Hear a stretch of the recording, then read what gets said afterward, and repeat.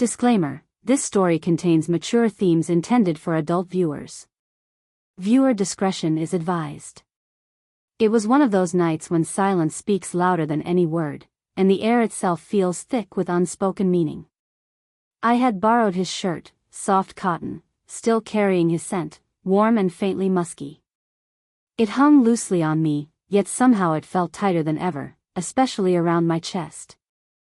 Every breath made the fabric stretch just a little too much, reminding me how close his world was to mine. He walked into the room unexpectedly, barefoot, hair tousled from sleep, eyes drowsy but dark with something unguarded. His gaze froze when he saw me. For a heartbeat, the world stopped. His shirt barely reached my thighs, and I could feel the weight of his stare tracing every inch of fabric that moved with me.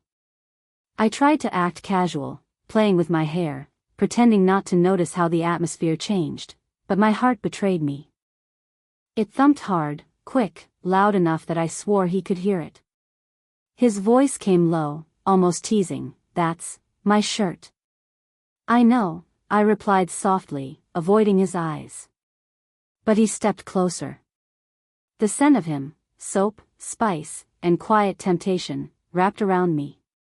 "Looks better on you," he murmured, his tone carrying a hint of danger, the kind that pulls you in before you realize it. My breath caught. The space between us vanished until his hand brushed the sleeve near my shoulder, barely a touch, but enough to send a shiver racing down my spine. I could feel his warmth through the thin fabric. My body didn't move, but every part of me felt awake, alive, trembling between resistance and want. He smiled faintly, a mix of amusement and something deeper. His eyes drifted, then met mine again, and suddenly the air felt charged, like the quiet before a storm. I turned, pretending to look for something on the dresser, hoping distance would steady my breath. But I could feel him behind me, the soft sound of his step, the tension coiling tighter. My fingers trembled slightly, and before I knew it, his hand brushed against my waist, steadying me. The moment lingered there, thick, heavy, wordless. The night was still humming with that same electricity, though neither of us dared to speak of it. The air carried our silence like a secret, fragile, dangerous, almost sacred. I sat at the edge of the bed, pretending to scroll through my phone, but every vibration of the mattress reminded me he was just a few feet away, pacing near the window, lost in his thoughts. We weren't always like this. Once, laughter filled our home like music, light, careless, and full of warmth. But time had a way of testing love. Between long hours, fading attention, and the slow dull ache of routine, something began to slip between us. We smiled for the world, but inside, we were drifting, two souls close enough to touch, yet strangers to each other's thoughts. He used to hold me without asking why. Now, even his touch carried hesitation, as if afraid of what it might awaken. I could see it in his eyes, an unspoken longing, a hunger he tried to bury beneath politeness and control. And maybe I wasn't any different. I craved the man he used to be, the man who would pull me into his chest and whisper things that made my heart race. But those whispers had turned into quiet nods, safe words, and practiced smiles. That night, though, something was different.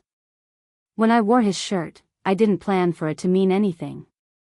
I just wanted to feel close to him again, to wrap myself in something that still smelled like us. But when his gaze met mine, it was as if the months of distance melted in an instant, leaving nothing but truth between us. He sat beside me finally, the mattress dipping under his weight. Neither of us spoke, but the silence felt alive, like a conversation between our hearts. His fingers brushed against mine, accidental at first, then deliberate. My pulse quickened. "I miss how we used to be," I whispered, not looking at him. He exhaled deeply, that quiet kind of sigh that carries 1,000 unsaid words. "So do I," he admitted softly. "But maybe we got lost somewhere, and I don't know how to find our way back." The honesty in his voice pierced me more deeply than any argument ever could. I looked up, meeting his eyes, tired, guilty, hopeful. There was something raw there, something real. In that moment, it wasn't just about attraction or desire. It was about the space between us, how easily it could be closed, or forever widened. He reached up and tucked a loose strand of hair behind my ear, his fingertips grazing my cheek. My breath caught again. And though neither of us moved any closer, the feeling between us grew unbearably strong, stretching like a string ready to snap. Because love, even when cracked, still remembers its fire. And that night, we were standing right at its edge. The room felt too small for the storm building between us. Every word we didn't say was louder than the ones we did. He sat there, elbows on his knees, jaw tight, watching me from under his lashes. I could feel his gaze even when I wasn't looking. It burned, possessive and confused, as though he was fighting something he didn't want to admit. Earlier that evening, another couple had been here, friends, or at least that's what we called them. We'd laughed, shared wine, exchanged stories that drifted a little too close to secrets. But I had seen it in his eyes, the flash of something dark when the other man had complimented me. Just a few words, nothing inappropriate, yet enough to pull a raw, jealous spark out of him. Now, the laughter was gone. The wine glasses still sat half empty on the table, the scent of sweetness fading into tension. I stood by the dresser, pretending to fix my hair, but really just trying to steady my racing heart. The reflection in the mirror showed him behind me, still, silent, intense. You liked the attention, didn't you? His voice was low, almost trembling, but not with anger, with something deeper, more dangerous. I turned to face him, my pulse quickening. You think I did it on purpose? He rose slowly, every movement deliberate, his eyes locked on mine. I think you wanted me to notice what I've been ignoring. His honesty hit me like a spark to dry wood. He was right. Somewhere between our fading laughter and quiet nights, I had missed being seen, not as a wife, but as a woman. The distance between us vanished in 2 steps. His hand brushed my wrist, just enough to make my skin tingle. I didn't pull away. I couldn't. Maybe I did, I whispered, my voice trembling between defiance and surrender. The air thickened, even the walls seemed to listen. His breath grazed my cheek, close enough to taste the tension in the air. But just as the world began to tilt towards something forbidden, he stopped. His hand fell away, and his eyes softened with restraint. That hesitation, that single moment of control, made it all even more dangerous. Because the fire wasn't gone. It was just waiting. The house was too quiet that night, the kind of silence that hums in your veins and makes your breath sound louder than it should. Outside, rain had started to fall, tapping gently against the window, blurring the city lights into a soft golden haze. Inside, the tension between us had grown unbearable, a living, breathing thing that neither of us dared to name. He stood by the window, hands in his pockets, the lamplight carving soft shadows across his face. I watched him from the doorway, my heart racing with something I couldn't quite contain. We had spent the entire evening pretending, talking about simple things, avoiding the one truth that kept pulsing between us like a hidden flame. When I finally stepped into the room, he turned, and for a moment, neither of us moved. The air was heavy with everything we hadn't said. My voice came out quieter than I expected. We can't keep doing this, I murmured. His eyes searched mine. Doing what? This, I whispered, gesturing between us, the closeness, the silence, the way the world seemed to vanish whenever we were alone. He took a slow step forward. Then tell me to stop. But I didn't. My throat went dry. My pulse quickened. I could smell the faint scent of his cologne, the warmth radiating from his skin. Every inch of space between us felt fragile, electric. He reached up, brushing his fingertips along my arm, a touch so gentle it almost wasn't there, yet it sent sparks through my entire body.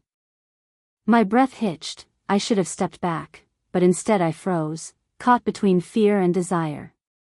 Tell me, he said softly, eyes locked on mine, that you don't feel it too.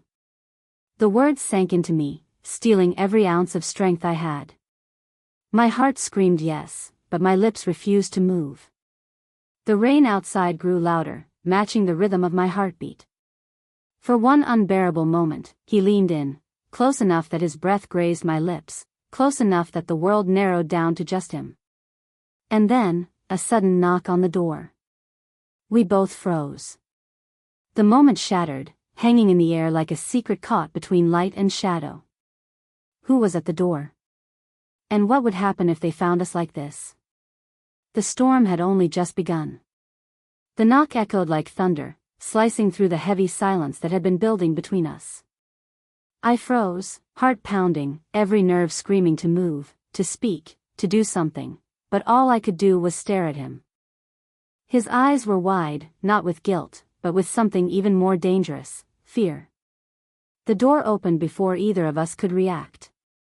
And standing there, dripping from the rain, was her. My breath caught. Her perfume entered the room before her words did, sweet, sharp, familiar. She smiled faintly, but her eyes were anything but calm. I knew it, she said softly, almost with a strange relief. It was my best friend, his supposed business partner.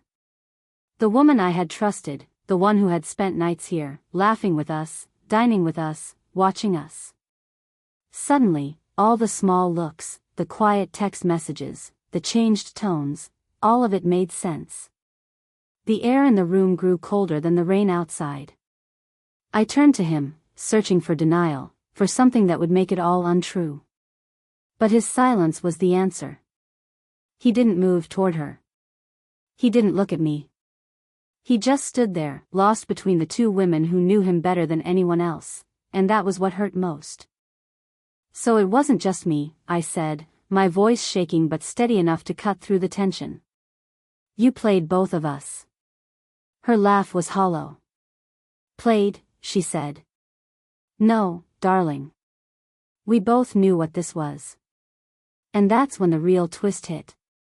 She turned to me, stepping closer, her voice low but sharp. He told me everything.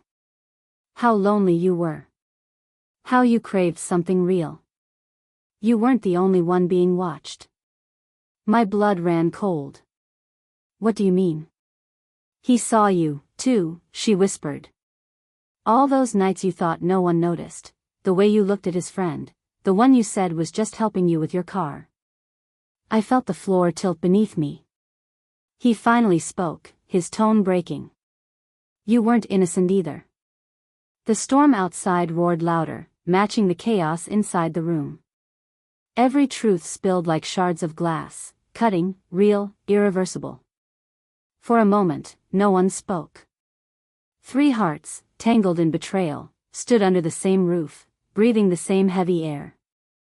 The tension was unbearable, like lightning suspended in the sky, waiting to strike. Then she turned toward the door, her voice trembling. Maybe none of us were faithful. Maybe that's the truth. And with that, she walked out into the rain. I looked at him one last time. His eyes were wet, not with tears, but with the weight of everything we'd broken. The thunder cracked outside as I whispered, so this is what love turns into. The door slammed behind me. The story wasn't over, only rewritten. The rain had stopped by morning, but the silence it left behind was heavier than ever. The storm outside had passed, yet the one inside us still raged on. I sat by the window, watching droplets slide down the glass, tracing paths that seemed to mirror the confusion running through my heart. The night before had cracked something open, truth, desire, betrayal, all tangled into a knot that refused to loosen. He stood across the room, motionless, staring at the same spot on the floor as if answers might appear there. His voice, when it finally came, was hoarse, trembling between guilt and exhaustion. I never meant for it to go this far, he said. I turned to him, the pain sharp and fresh. But you did let it, didn't you? My voice shook, but I didn't hold back. You had choices. And so did I. We both did things we can't undo. He met my eyes then, really looked at me, and for the first time, I saw the man I once loved stripped of pretense. There was regret in his gaze, but also something deeper, almost like relief. I don't even know when it started falling apart, he whispered. Maybe when we stopped talking. Maybe when we started pretending we were fine. I laughed softly, bitterly. Pretending was easier than losing you. The words hung between us, raw and real. He crossed the room slowly, hesitating before sitting beside me. The scent of rain still clung to his clothes, and it reminded me of the man who used to come home smiling, the one who'd pull me into his arms without a word. Maybe we both needed to see what losing each other would feel like, he said quietly. My throat tightened. And now that we know? He reached out, his hand trembling slightly as it brushed against mine, tentative, unsure. Now we decide if we want to rebuild, or finally let go. For a long moment, I didn't speak. The truth was, part of me still loved him, not the man who betrayed me, but the man who stood here now, owning his mistakes. I looked out the window again, the sun starting to pierce through the gray clouds, casting a golden hue across the room. I don't know what comes next, I said softly. But I don't want to live angry. Not anymore. He nodded, a tear escaping before he could hide it. Then maybe that's where we start, with honesty. It wasn't forgiveness. Not yet. But it was something close, a fragile truce, born from heartbreak and hope. Outside, the last raindrop sparkled on the window, reflecting light like tiny promises. The storm was over, but the story between us wasn't finished. Not quite yet. Morning sunlight streamed gently through the window, scattering soft gold across the floor where last night's storm had left tiny trails of reflection. The world outside felt new again, washed clean, almost forgiving. And for the first time in what felt like forever, the air between us didn't carry the weight of what was broken, but the possibility of what could still be mended. He stood near the window, coffee mug in hand, lost in quiet thought. His shoulders, usually tense, seemed softer now. I watched him from the couch, tracing the way light touched his face, turning regret into something gentler, remorse mixed with love. When he turned toward me, his expression said everything his lips couldn't. You know, he began softly, I thought I'd lost you last night. I smiled faintly, a sad, beautiful smile. You almost did. He crossed the room, his steps careful, as if afraid one wrong move might shatter the fragile peace between us. When he sat beside me, our knees brushed. That simple touch, so small, yet so full of meaning, sent warmth flooding through me. I'm not asking for a clean slate, he said quietly, eyes locked on mine. Just a chance to try again. To do it right this time. I looked down, fingers twisting nervously. The ache of betrayal hadn't disappeared, but beneath it, something softer stirred, hope. And what if we break again? I asked. He reached for my hand, gently threading his fingers through mine. Then we fix it again. Together. Because walking away last night made me realize, losing you would hurt more than anything we've already faced. The honesty in his voice melted the last of my defenses. My chest ached, but in the sweetest way, the way it does when love finally finds its way back home. I leaned into him, resting my head on his shoulder, feeling his heartbeat steady against my cheek. For a long time, we sat like that, no words, no tension, just quiet understanding. The past was still there, but it didn't own us anymore. It had shaped us, tested us, and somehow, led us back here. He turned to me, brushing a stray strand of hair from my face, his thumb lingering against my skin. So, does this mean we're okay? He asked, half teasing, half afraid. I looked up at him, smiled, and whispered, not perfect. But real. And when he kissed me, slow, tender, certain, it wasn't out of desire or guilt. It was love reborn, cautious yet strong, like sunlight breaking through the last of the rain clouds. The storm had passed. The love had remained. And this time, it felt like forever.